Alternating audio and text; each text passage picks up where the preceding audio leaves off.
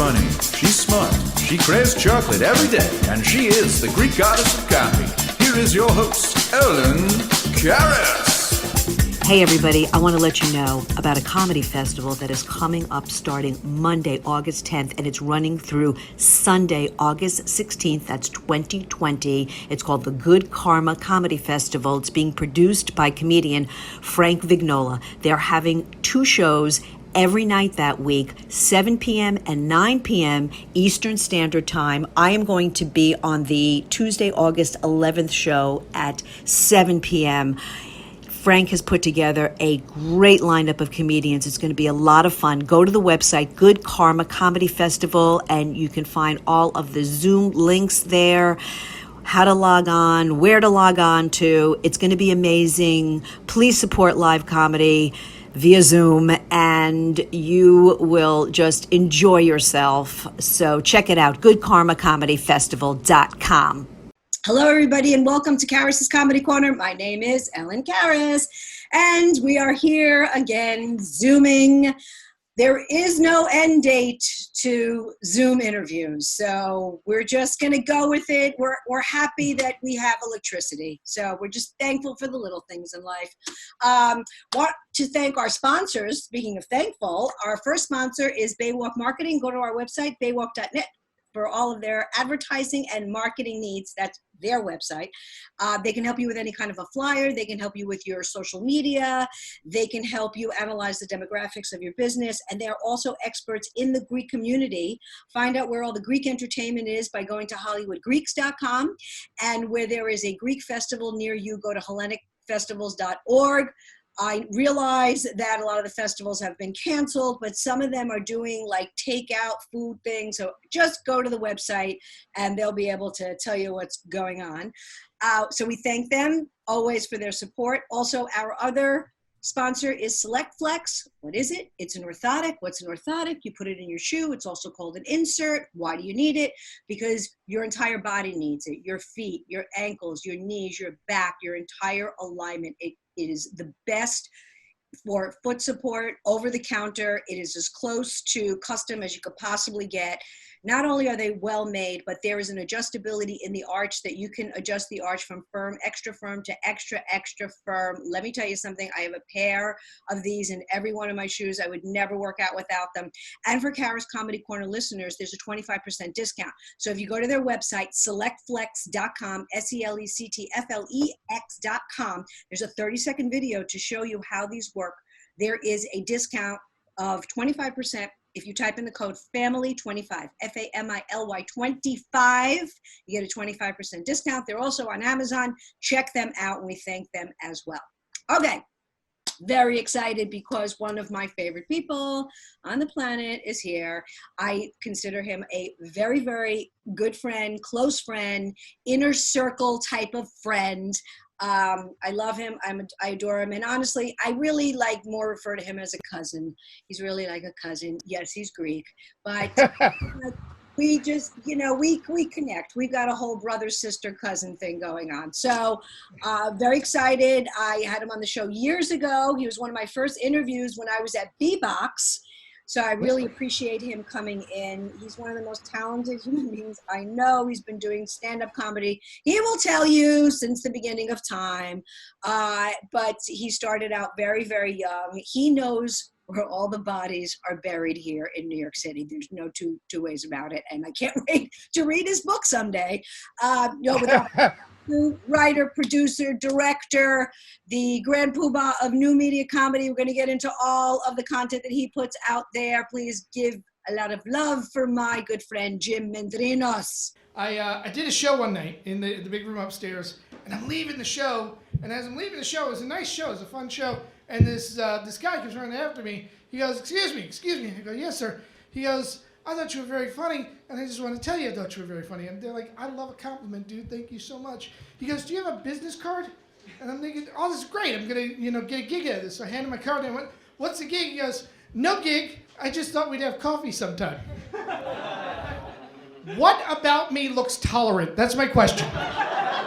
Because when you look at me, I look like that guy that you should not be having an LGBTQ conversation with you. You know what I'm saying? I look like if you put me in a red hat, you don't look at me like, yep, that makes sense. I understand the look I have, and this guy just looked at me and went, that is my mountain. I must climb it. Oh, thank you, Ellen. My intro is actually so long that we don't have time for the interview. That's the amazing thing about amassing that many credits. Well, no. It could go longer. You've done a bazillion things. You got a special out, in Living in Exile, which I am in. It's a series, a sitcom dramedy series on Amazon Prime. We filmed season 2. Season 1 is up there. Jim is constantly creating and writing. There are so many stories and characters in this man's head. I don't know. We have to figure out a way to stick a drive in you, because that's really there's too much. It's like every time I see it, I'm like, my God, how does he do this? Even just to do a 60-second Instagram video where I'm walking up Lexington Avenue trying to talk about all the vacant stores, like that's taken me 17,000 takes. So I don't know how you do it, but you do it. So, anyway, I'm happy to see you. Well, just don't care about the quality of the product. That's the whole bottom line. If you just churn out a lot of bad stuff, that works. No, you know what? As a matter of fact, before we went on, I went to your Facebook page on Instagram. Actually, it was a link from Instagram, and one of the last ones you did about the DNA test. I was howling. That was so funny. That was great. Like that. It was, and you're a very good actor, even though. Everything I've seen you in, because I know you bring, of course, your personality into it. Yeah. But it's so fun to watch. So what has been going on? You moved to New Jersey, lifelong New Yorker. You moved a while. Yeah. It's been a while. Yeah, it's like two different lives. There's pre-accident and then post-accident. And post-accident got a little quieter, a little bit slower, not that much slower, but a little bit slower. And then more kind of focused on building something more long-lasting, because I don't know if you've noticed this. Not a lot of stand-up happening through COVID. Not a lot of... It's really brutal. And just for the audience, that if you didn't hear from prior episodes about Jim, so Jim was in a very bad Amtrak accident. He was a passenger. And we won't go into all of the details, but you suffered a severe concussion. It took you a very long time to rehab, and thank God, you're good. But that was a really tough period for you. Yeah, so it just turned me into a little bit more introspective, a little bit less wanting to go to Uncle Fucker's Chuckle Hut somewhere in Indiana. It really just made me want to stay closer to home. Which we'd kill for now, but anyway. Yeah. Before that, it was like, no, I don't want to do that. Are you kidding? I have a live gig on August 13th, and I'm happy. Where is it? It's in Jackson, New Jersey. It's outdoors. Okay. Social distancing, Right. But it amazes me. If you would have told me 6 months ago, Jim, I'm going to give you outdoor gigs, I'd be like, screw that. I'm not going to stand outdoors and sweat. So for all of us that, especially we live in the Northeast, so now it's summer, so we have this period of time where we can do things outside. But we all of us comics that have been doing this for a long time know, because we've already done outdoor gigs, that's not conducive. We can all agree that stand-up comedy works best in a smaller room, people next to each other, low ceilings, the way a lot of comedy clubs are designed. Theaters, of course, are also beautiful, and we don't turn those down. But I'm just saying, stand-up comedy for the most part, and anything else. Just give me a good fire trap, Yeah, right, exactly. But outside is like, because, the attention span's not there. You're outside. The acoustics, just everything. But you get eaten by mosquitoes. Yeah. I did a show on Long Island Friday night. It was at a restaurant that does do stand-up comedy in the restaurant, obviously. And they started to do it outdoors. There was a pretty good crowd. Long Island's really good, though. They usually come out, these people. And they did dinner and a show. It was the parking lot, and they made a makeshift put the tables out there. I mean, necessity is the mother of invention these days. I mean, you're seeing tables in all kinds of places that don't belong. But it was good. It was good. It was good. We were all grateful to be there. The audience was grateful to be there. But yeah, that's not the norm. No, but I much prefer the show I'm doing, which is an outdoor show, lots of space, to doing a show that I did one of those drive-in shows, and that was just like, no. The minute they start honking the horn at me, I'm like, yeah, this is not where I want to be. So I don't know if we did the same drive-in show. I did one as well. And although you know what, it was fine. It was fine. I mean, when they laughed, they flicked the lights on, and again, not what we want, but No. And it's funny because for all those shows, there's a long line of comics that want to get on them. So it's not like you're going to get rebooked, and then by that time it's going to be cold and who the hell knows what's going to happen. So a few things, so many things I want to ask you, but you've been doing comedy a long time. You've hit so many stages, probably more stages than anybody I know. Now we are doing Zooms and Zoom comedy shows. I know I did one with you. So how's that whole thing? The first question is, how was it when you realized, oh my God, I'm going to need to do this if I want to do stand-up? It was a hard choice. I love the feedback of the audience. And my stuff is storytelling. And if you're a storyteller, the rhythm of the story is kind of based on the way the audience receives it.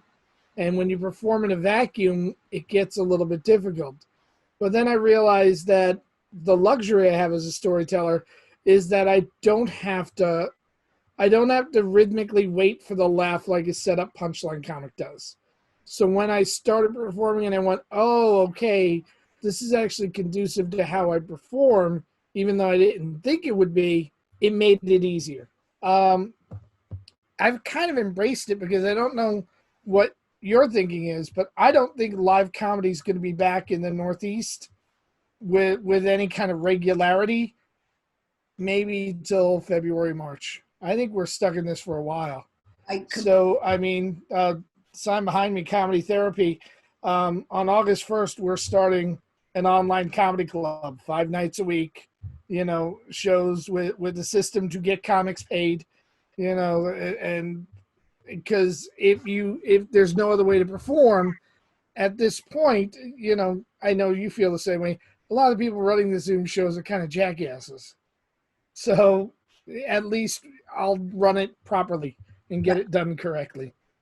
Yeah. Right. Well, not naming names. Right. Of course. Well, actually, the one that I did for you, and this is like weeks and weeks ago. So you perfect it as you go on and stuff. But I don't know. That was fun. That was really fun. And it was. It is what it is. I really try, and not because I'm Pollyanna, I'm not. But I'm just trying to get through this. And I think that the more we look at the negative, the more it's just never going to go away. And it's just not, and it wears you down. And quite frankly, then that wears you physically, and the last thing you want is to be worn down physically from something emotionally, because now you're really going to catch the virus. So you got to really keep the whole thing as together as possible. So, do you know what's really weird though with the Zoom shows? The amount of audience interaction. I mean, audience members that write me afterwards, or audience members that found my Venmo or my PayPal, and are they like, here's $20, and they're like, really? Because I could count on one hand in my years of stand-up the number of times somebody said, hey, you're funny, here's a few bucks. That was not a mobster. Anytime I play mob joints, they always grease you. But everywhere else, that almost never happens. It is almost every Zoom show I've done that somebody somewhere has reached out and, PayPal'd me, or I'm on this website, Buy Me a Coffee, and they've reached out and done that. And so many just weird, odd little interactions that I'm there like, okay, so you people desperately need this, clearly, because Right. you're reaching out to the performers. And because I think on the audience's side too, they're looking for things. So Yeah. I did my first Zoom show was about 2 weeks after the lockdown. So, toward the end of March. It was a family, and they were out in the Hamptons. I've told the story on the podcast before, but I didn't tell you. They were out in the Hamptons. They wanted to do something. They were getting bored. This was like after the first week. They were already getting bored. Okay, so they must have stabbed each other by now. I can't even imagine. So they wanted to get some entertainment. So long story short, they had me go on at about 9:30. They had ordered a big, he said Thanksgiving dinner. So lots of tryptophan. Just keep that in mind. Before me, you're going to love this, they had a magician for an hour. And then they had me. So I'm like, okay. So then also, I didn't know how to set it up at home. And I mean, you're very tech savvy. You got the whole thing down. I mean, it took me a while. My husband's helping me. He's like, no, plug it into the TV. So, which was very odd because I'm looking at the TV, I'm looking there. And, so that was a whole nother thing.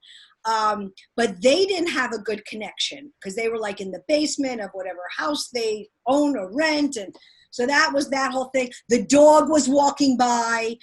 People were coming in and out. They were falling asleep. They had their feet up, their bare feet up on the couch. I was like, oh my God. And I just, how it is sometimes, and you just turn it on. It's a switch. I always say it's a switch. And you just switch and you blah, blah, blah, and you just, get through it. I could hear a little bit of laughter, but I couldn't see their eyes. I mean, there's no interaction. And then that was it. So that wasn't great. And then I did a few Zoom shows. I had done yours, and those were good because then it helped me kind of find my rhythm. And then I did more. I did a baby shower. They were great. And I did a couple of fundraisers, which was good. And but I did do a live comedy show for, you're going to love this, for an Orthodox Jewish family about 3 weeks ago. And but I got to tell you, they were really great. They were down by their backyard. So I was on their deck, which was, like a stage. It was fine. The woman had 13 kids and they were throwing her 60th birthday party. I know, it was crazy. It was crazy. Anyway. 13 kids, that just sounds painful. It was, and I'm not even talking physical, it's emotional pain. I know. I looked at her husband. I'm like, she couldn't even sit down and have a cup of coffee in peace. I mean, my God, it's like you're bothering her all the time. So anyway, so we've had some really, it's crazy. It's our life anyway.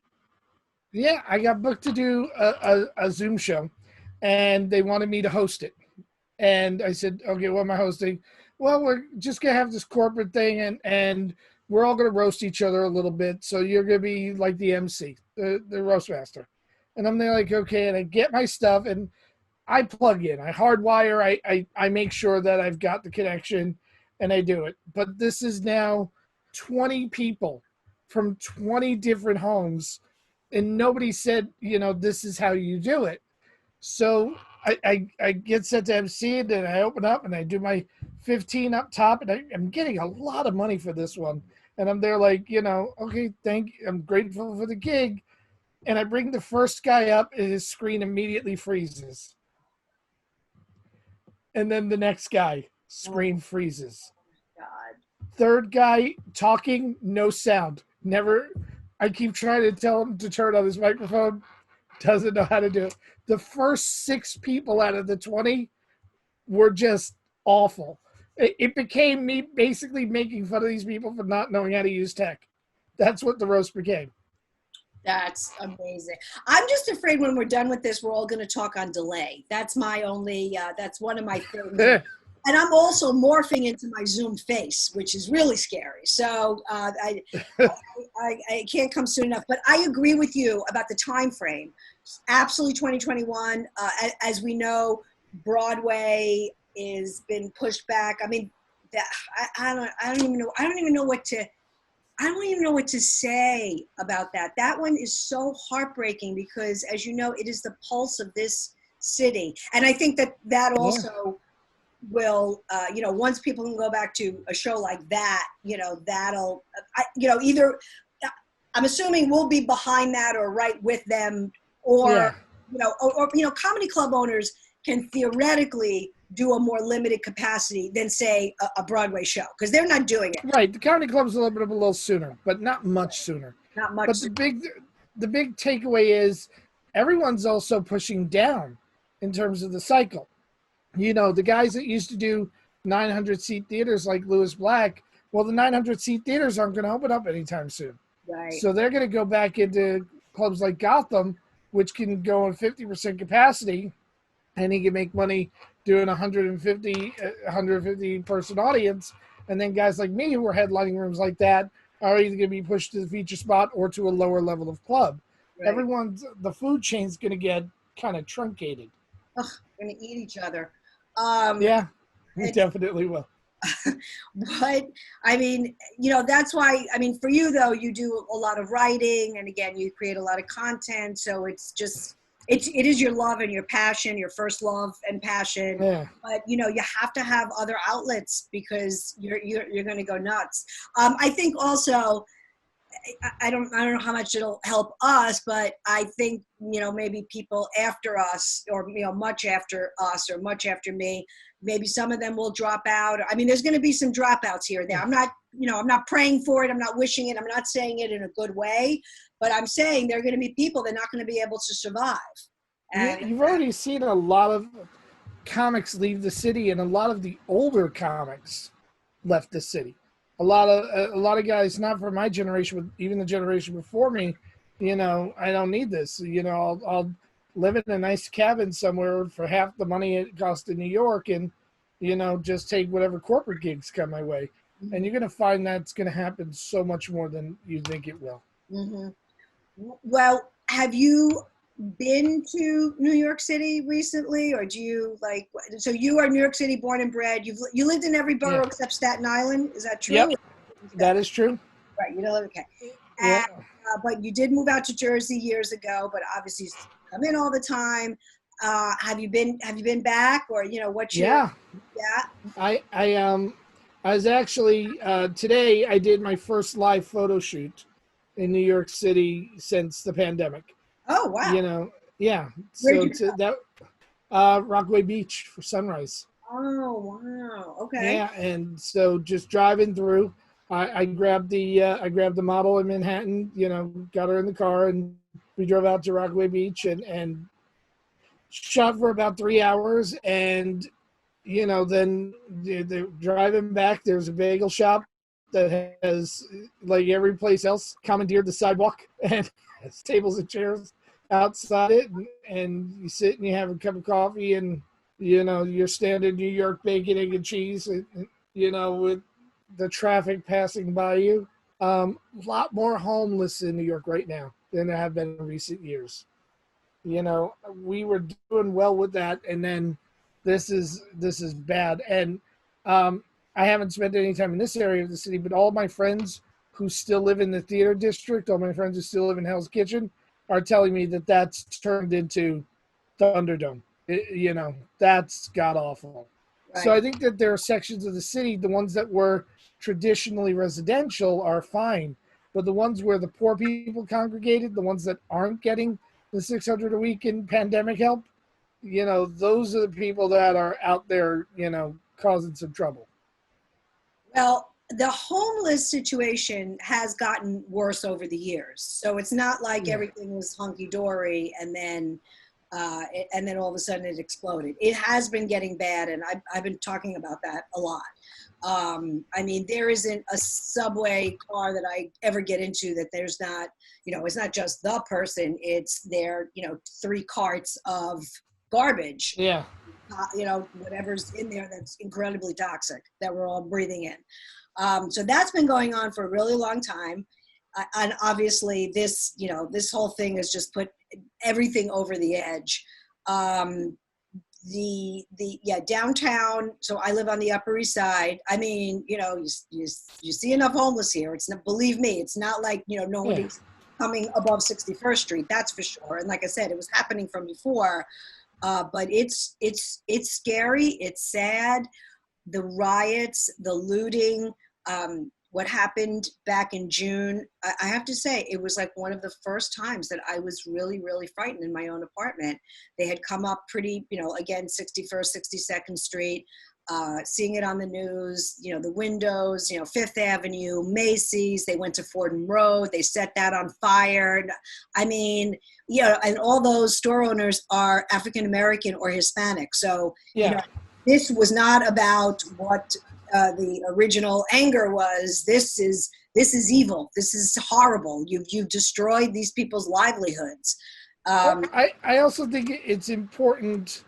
Yes, the riots were wrong and the looting was absolutely wrong, but it was a small percentage of the protesters that did that.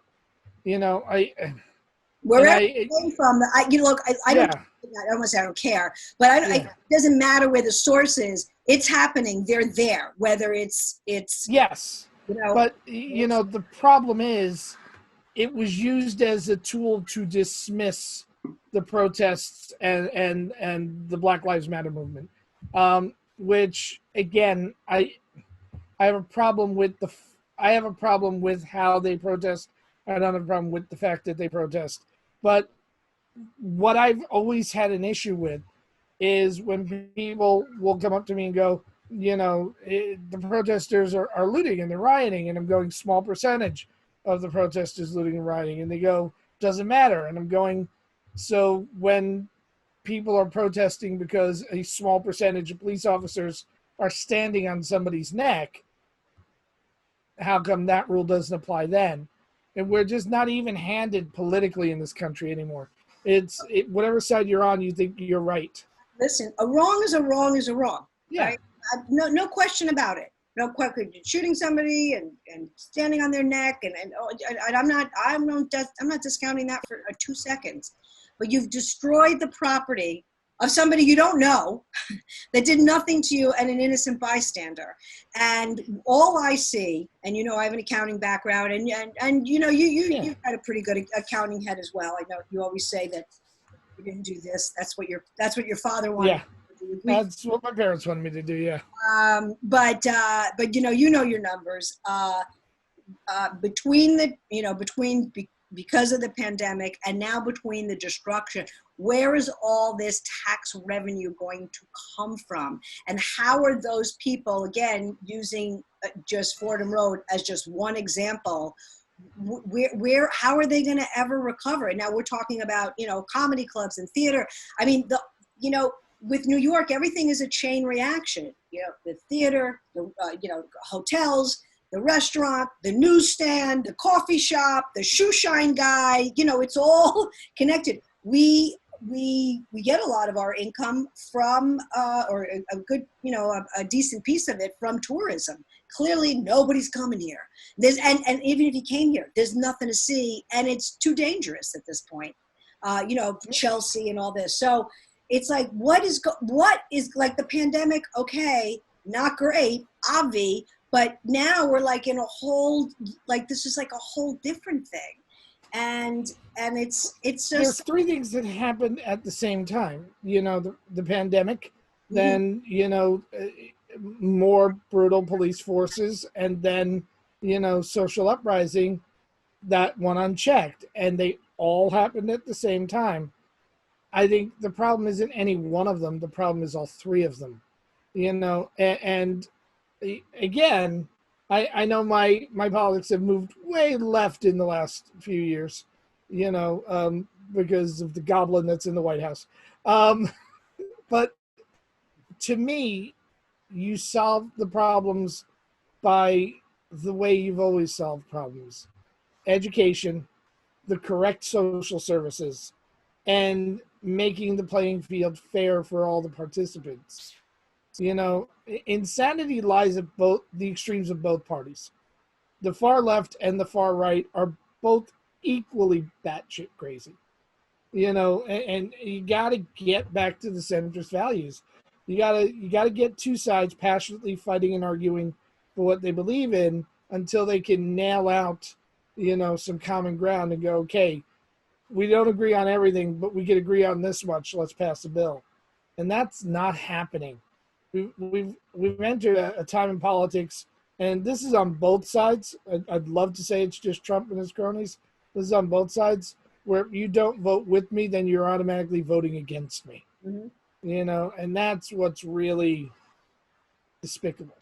Well, I sort of on that note, so, politics is such a heavy topic, an emotional topic. Yeah. And I scroll Facebook every day. Me personally, I try to just keep things light for a few reasons. But one is I do not want the whole day to go by and I've just spent it, either defending myself or arguing with somebody or defending somebody else on, or Yeah. any of that. So I just read it and I just want to make people happy. That's all I want to do. That's all. I'm a people pleaser. So I don't want to engage in all that. And for me personally too, it's like, I hope I treat everybody with respect. So some of this to me as to why these behaviors are going on, and I'm glad you said extreme right, extreme left. I mean, I'm with you. I'm definitely with you on that. It's like, why are we, why are we there? We're like animals. I mean, it's just so beyond, and the violence and the throwing and and we really, I do believe, and I'm not sitting here, I'm not defending anybody, okay? Like I said, treat people with respect. Like, I've really cut up people into two types: good people and assholes. I mean, it's like, dude, that's it. There's just two types. I do think, though, that a lot of these issues need to be solved on a local level because we all live here. The people in Washington, D.C. don't live here. They don't live amongst us.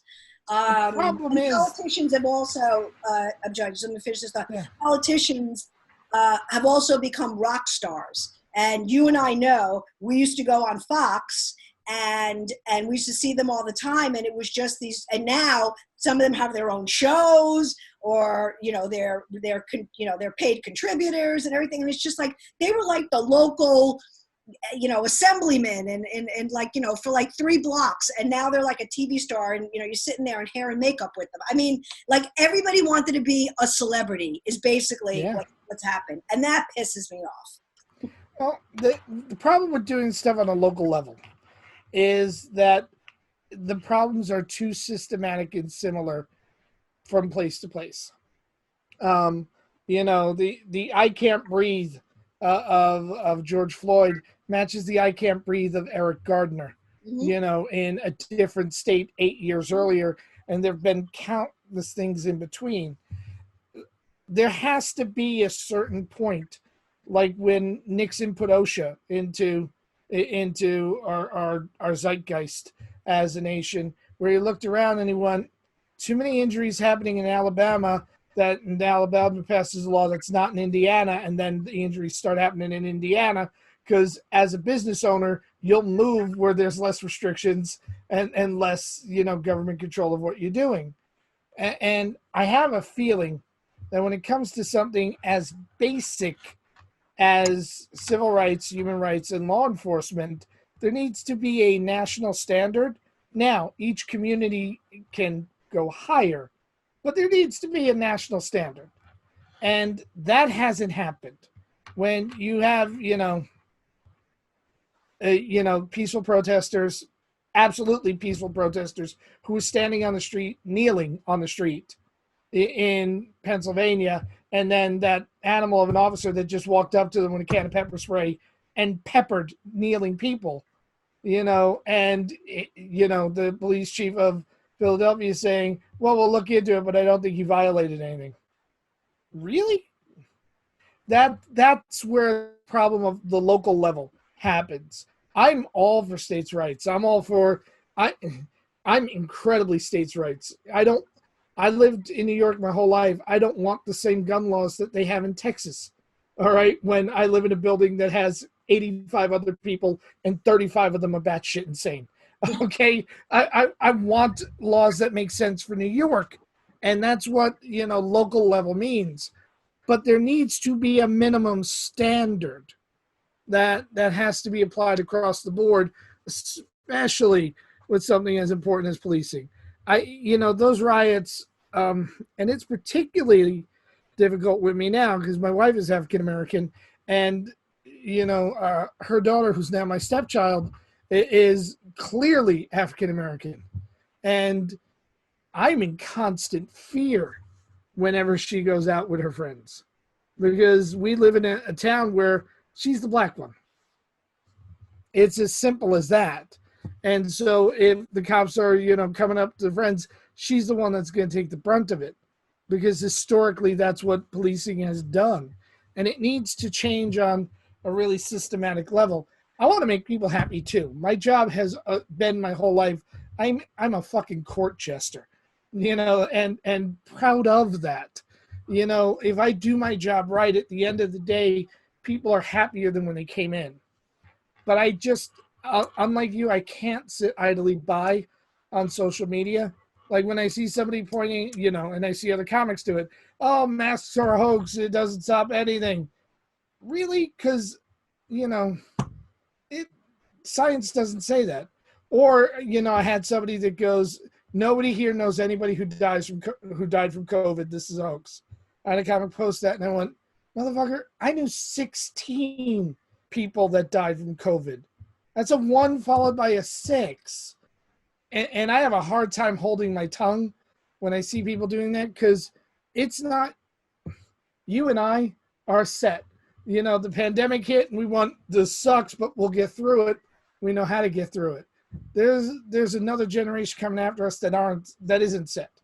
That isn't there. And I want to leave the world better for that generation than it was for mine. So, for me, that's why, that staying quiet on social media thing doesn't work, especially when I think somebody should know better. Like we both have a friend, her as well as I do, Scotty, and she'll post some stuff sometimes, and 9 times out of 10, I'll let it go. But there's 1 time out of 10 where I'm just going, you just want ratings. You're being a jackass. Please tell me you don't actually believe this because I didn't want to think you were that stupid. And, her writing me back going, you can't say that on public forums. And I'm there like, yeah, I can. If you post something stupid, I'm going to post that it's stupid. And I so get what you're saying about just walk away. And Jesse tells me every day, just walk away because it's kind of like, kind of like my dad yelling at the TV screen when he'd see the sports scores. I'm that way with politics. But I worked in politics my whole life. I campaigned for people that I thought could do a good job. I dropped out of the New York State Republican Party when they nominated someone that I said didn't hold my values. It means something to me. That's why I've always fought for it. Probably to the jackass level. No. Well, no. Listen, it's your choice. You could do that, and you engage. Yeah. And I read some of what you write, and I will give you this, even if maybe I'm not on that same page, and that particular post or that particular comment or whatever. At least you back it up, and a why. And I like that, because you know what? We all don't know everything. So no. I think it's really important to listen. I will listen to anything. I really will. Even if at the end of when you're done, I'm like, no fucking way. But I think it's important to listen. And I don't think I don't think it's right to be really disrespectful. But I want to ask you a question. But before I say that, I just want to tell you that my nieces are teenagers and they're white, and I want to tell you that I fear for them now when they go out in this city, just so you know, so it's cyclical. Everything feeds into everything. Yeah, it's not good. Yeah. Not good. Like you better have that tracker on. I better be able to find you. So with that said, you're gonna get them tagged, aren't you? Pardon? You're gonna get them tagged, aren't you? Like an animal tagging them, sending them out into the wild. Oh! I've become an old Greek woman. Like, don't you be a putana. I want to hear. I mean, I've got like the whole. Like the stuff that comes out of my mouth is my mother and grandmother. I can't. It's incredible. But anyway, I wish I could cook like them. Well, what I was going to say was the cancel culture. So you're very open, and are you afraid that at some point when we, let's just say it will get back to, some semblance of what we know. How do you think you're going to lose work? Do you worry about losing work? Have you lost work? You think it's funny because I went through 2 political work losses. The first chunk came when I started working at Fox News, and people went, "Fuck, he's Republican," and again stopped using me. And then oddly, when I became so vehemently anti-Trump, it was all the people that were there like, "Yay, Jim's on our team," suddenly felt like, "No, you fucker." So I have lost a lot of work. I don't care. I'll find new work. Okay. I understand my worth as a comic. I'm good. Your show is better if I'm on it. So if you don't want to book me, I'll find someone who does, and they'll have a better show. And so I've always had that philosophy with working. I will say that when it comes to cancel culture, though, there's a whole lot of evil shit I said in the 80s and 90s that someday is going to really jump up and bite me in the ass, because comedy is of the moment. And what I knew about AIDS in 1983 when I started writing jokes about it is a lot different than what I know in 2020. And, when people have brought up things to me on occasion, when, "Oh, I saw this old tape and you said this," and they're like, "Yeah, I absolutely 1000% said that. Did you take a look at the year that I said that? Ask me what my view is right now."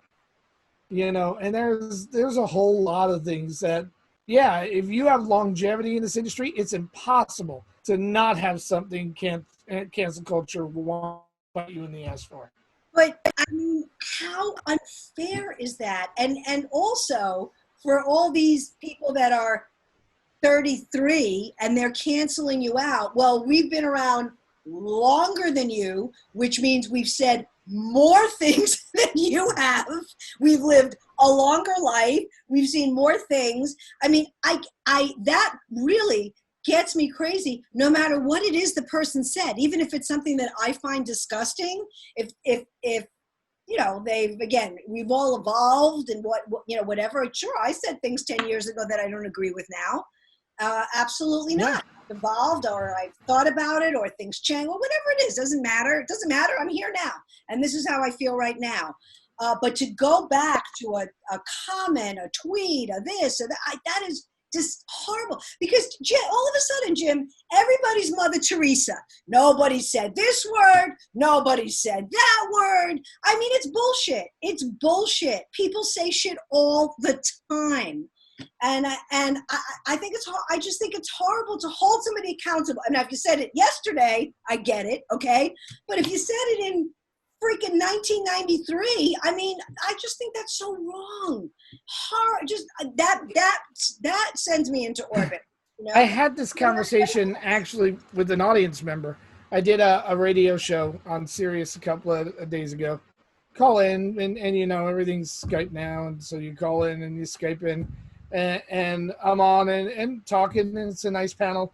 And it was when Ocasio-Cortez did not accept the apology for the gentleman that called her a bitch. Uh-huh. And, somebody said, it's wrong. She should have accepted the apology. It's good for him to accept an apology if the apology was sincere, but when the apology comes with, "I never said that," when he's on camera saying that, she's kind of right to not say it, did not accept it. So I'm on the call, and somebody said, "What, you've never called a woman a bitch? You've never said," and they're like, "Oh, hell yes. I've been divorced twice. Of course I've called a woman a bitch. How can I not? It's impossible. We say evil shit in a state of anger. Be better." But here's the problem that I have. If you're going to hold a comedian to the fire for something they said, then I damn sure want you to hold every politician to the fire for shit they've said. I want Trump pulled into town center for grab him by the pussy. I do. Because if you're going to call me, as a comic and say you said some evil shit about women in 88. I'm gonna admit, yep, I did. I was all 23 years old. I was a jackass. Good thing we got that sorted out. And again, just be consistent. Don't just jump on the guy when he's on a team you don't like. Right. You gotta be fair with it. Right. What do you think of Jimmy Kimmel? You think he's out? No, I think he said when he recorded it, he thought it was funny, and in the years that passed, he realized it wasn't. He wouldn't do it again now. He hopes that his audience will forgive him. I don't even think you need to ask your audience for forgiveness, because you're hoping your audience of 2020 forgives you for a bit you did in 1998. That's a little short-sighted, so No pun intended. yeah, I mean, just you have to, when you're a comic, live and die by the sword of your words. Right. And yeah, I mean, I'm an open book. I don't erase my old tweets. I don't, if I put something up, I'm going to stand by it. And if somebody went, you were wrong with that, I go, yep, I was so fucking wrong. You have no idea how wrong I was on that one. And every once in a while we're going to be wrong. And it's okay. We're human. Did you learn from it? And if you did, what'd you learn from it? But again, it all is, people jump on you when they don't like the team that you're rooting for. I actually was going to post a joke the other day online that I actually had the people in the office talk me out of, because they said it's going to offend both sides. It will absolutely offend both sides and you can't do it. And that's where the fear is, because now it was a really good joke. It made a really salient point, and it's never going to see the light of day because I have business partners worried about the impact of a joke on a business. Two things. One is you and I did a podcast together for years. Yeah. And From the Right. And we're from the Right Radio it was. And I'll never forget, we had a conversation because when we were doing it, I believe, I know what we were doing it because I remember it. Gilbert Gottfried had done the joke about the tsunami and got fired from Affleck, and we discussed it on our show. Yeah. And we both agreed that it was ridiculous. But I remember saying that I felt like that was the beginning of the end. I remember when he got fired for that stupid, it was just some stupid thing, and to lose a contract like that. I mean, I'm sure that was a big source of his income, and I remember I was scared. I was just like, this isn't good, and I sound like I'm full of myself, but like I was proven right, because again, you can't say anything. You get fired left and right. Now here's saying something. That's not about behavior. Yeah, behavior is an automatic. But here's the whole thing. What he said was offensive to a community that it was the predominant buyer of Aflac insurance.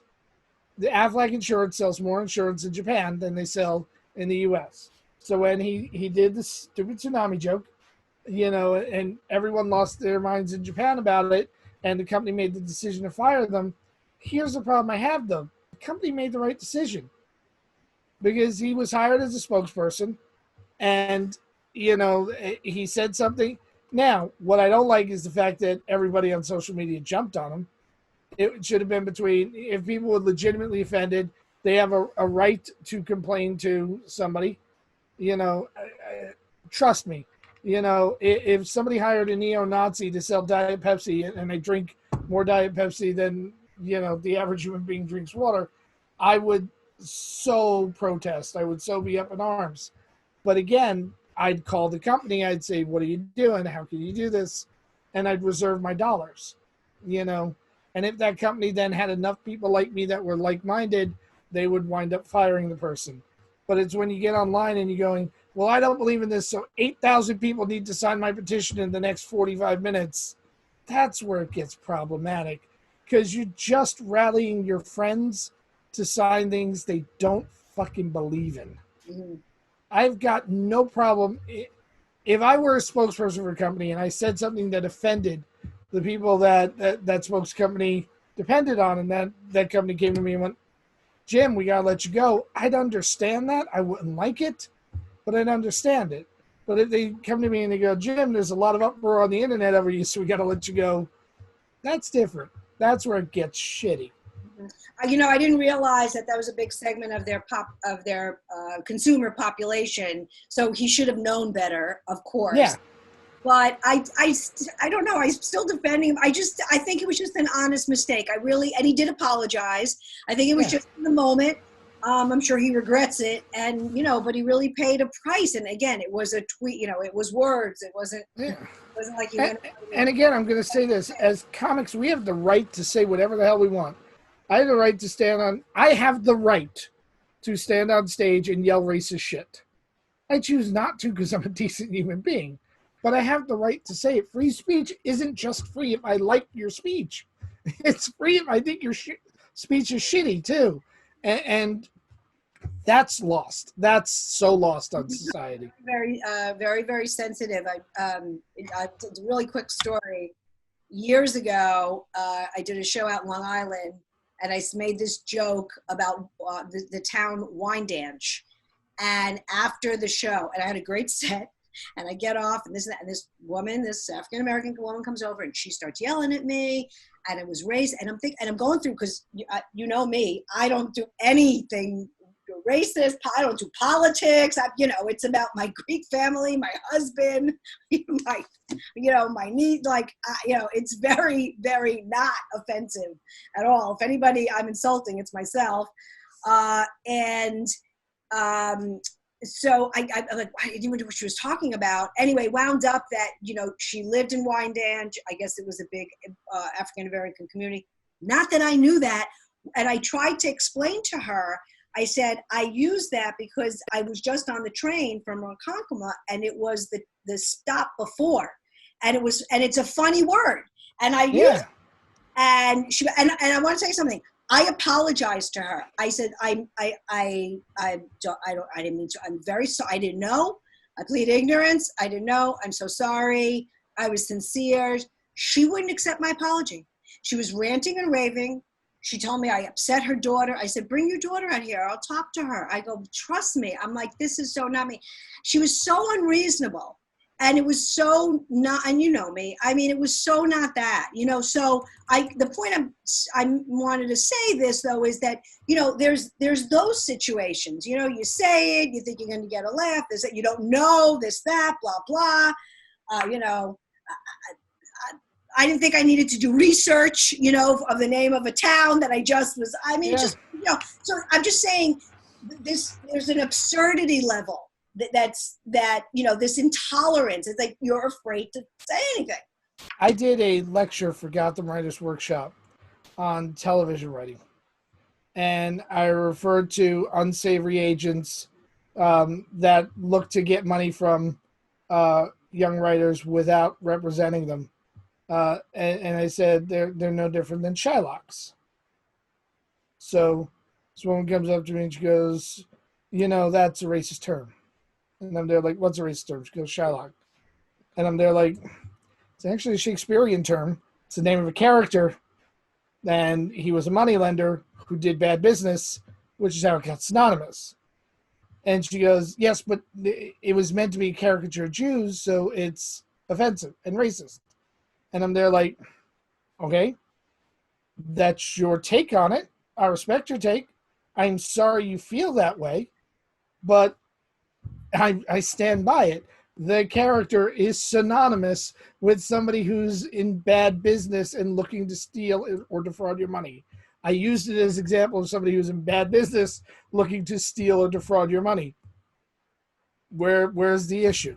And she would not let go. I mean, she was adamant about it. You need to change your thinking. And they're like, no, I actually read the book. I read the play it came from. I know exactly what I'm talking about. What did I say that was wrong? And she's there like, did you know he was Jewish? And I'm there like, nowhere in the play does it mention that. Nowhere. They mention that he has a hooked nose. I'm there like, oh my God. and Captain Hook has a hooked hand.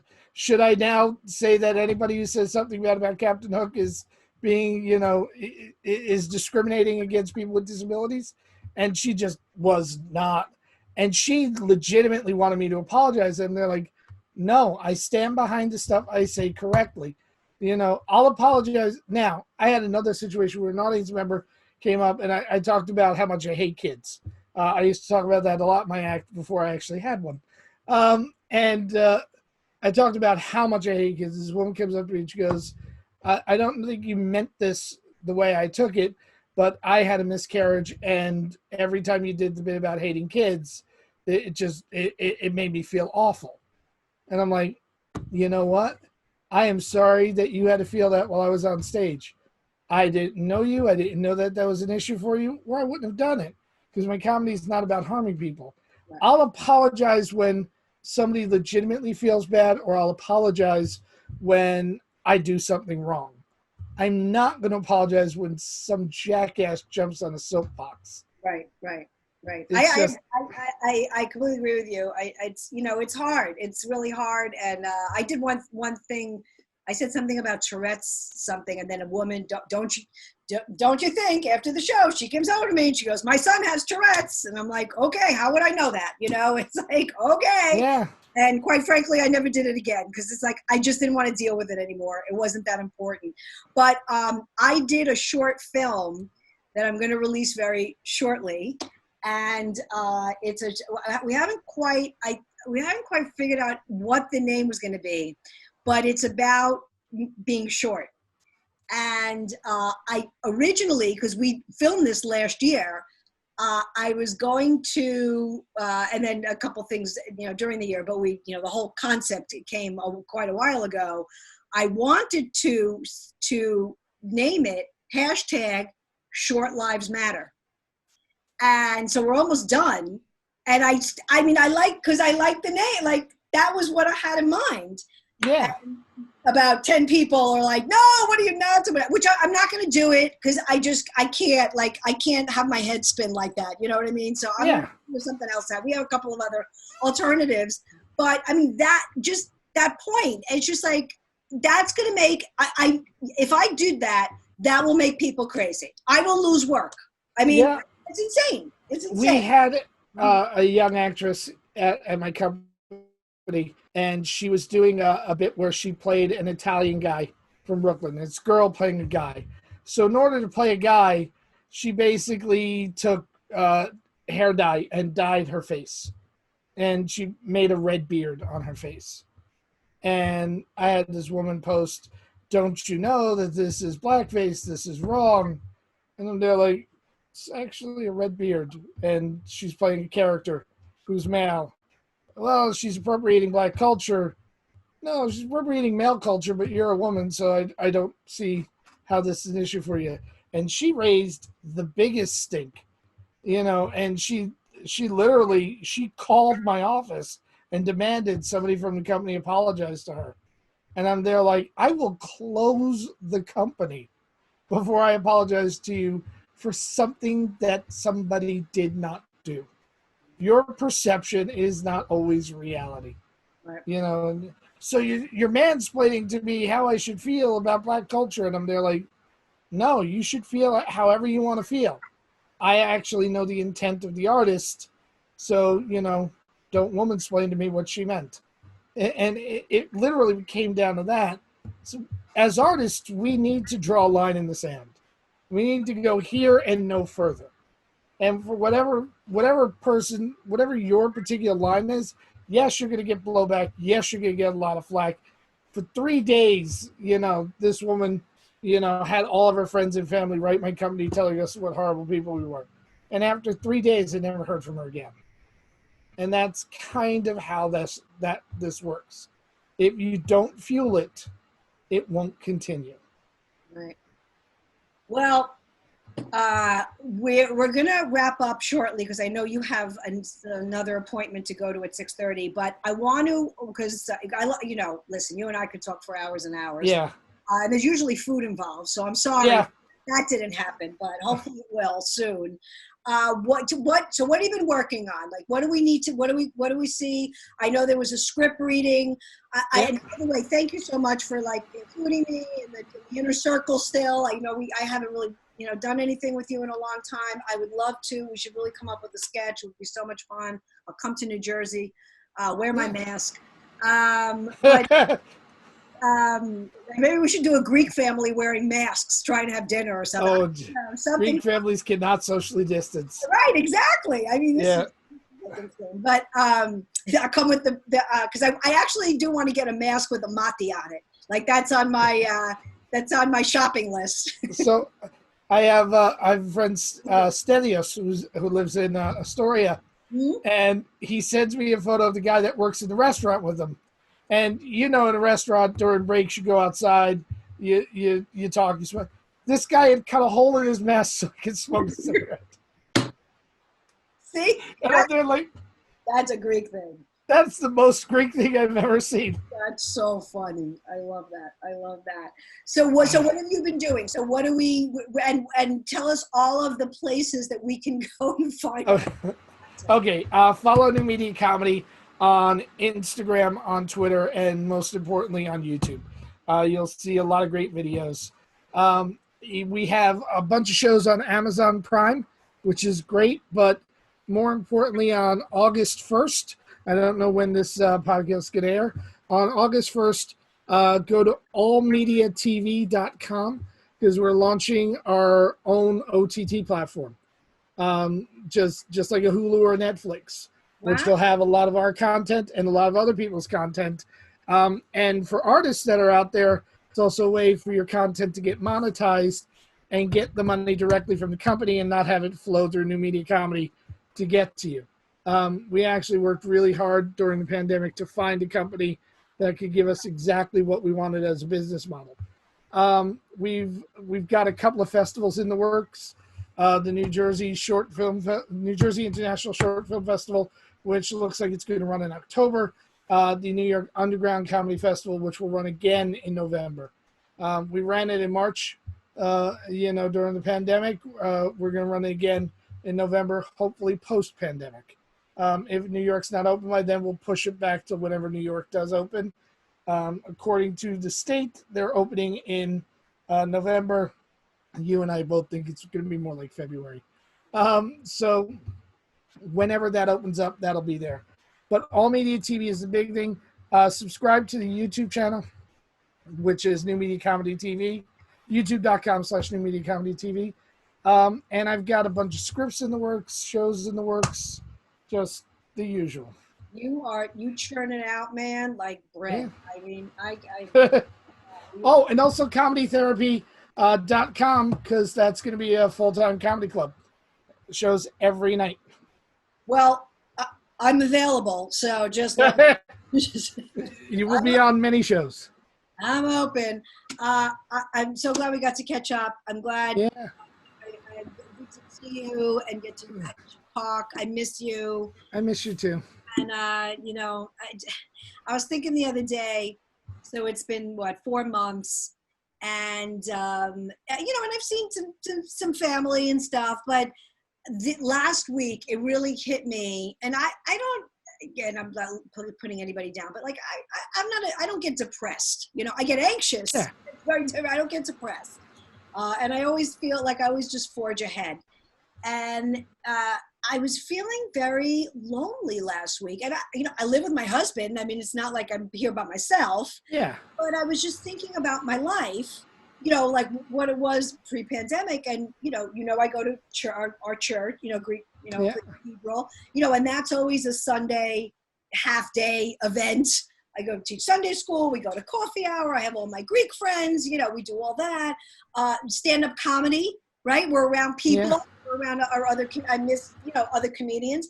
Doing the podcast at the comic strip every week. Being around everybody and doing, as great as this is, it's not like being in the studio at all. No. All the acting work I was doing and all this, and I was just like, I really miss people. I miss being around people. I felt like very lonely, and which is, I feel bad for people that really suffer from something because I really have been around people. It's not like I'm around nobody, you know, but I mean, this is really scary stuff. Yeah, and it's odd because I was hanging out with an actor that I'm really friendly with today when I was doing a shoot, and you know, I didn't realize how much I miss things like simple things like hugging somebody hello. Right. I You know. know, she gets in the car and they're like instinctually reaching and like, no, can't do that. That's persona non gratis now. I know. I know. But I did. I was the same thing. But last week I went to the beach with a friend. Saturday night we went over to friends. I mean, we've been to some family as well. But I know that's like the natural reaction, and it's like, Yeah, yeah. It's hard to think that the last time you hugged somebody may be the last time you hugged somebody. right. Well, we're turning into wasps, you know, as my mother would say. Yeah, yeah. Turning into those cold, non-emotional people. Exactly. Exactly. All right. Thank you so much. Everybody follow Jim Mendrinos. He is just one of the most fabulous entertainers you will ever meet. Oh. And you know what? You don't have to go to Netflix. Go to New Media Comedy Channel. There's plenty there. Watch Living with in Exile if you have not watched. Yes. Out of all of my acting experiences, that was absolutely my most funnest one. Next time Jim comes on, maybe we'll talk about that. But you know what? Watch it. Watch it. Yeah, definitely watch it. We had a great time doing it. You were a great director. And Oh, thank you. I hope that, and producer and also, and writer. So I hope we get to do more of that. Tell Jess I say hi. I And will. please send her my love. And thank you so much. Until next time, follow me, Ellen Karas, Greek Chick Comic, and on Instagram and Twitter, and Ellen Karas, Greek Goddess of Comedy on Facebook, or go to my website, ellenkaras.com. I appreciate everybody that watches and listens. And until next time, thank you. Bye.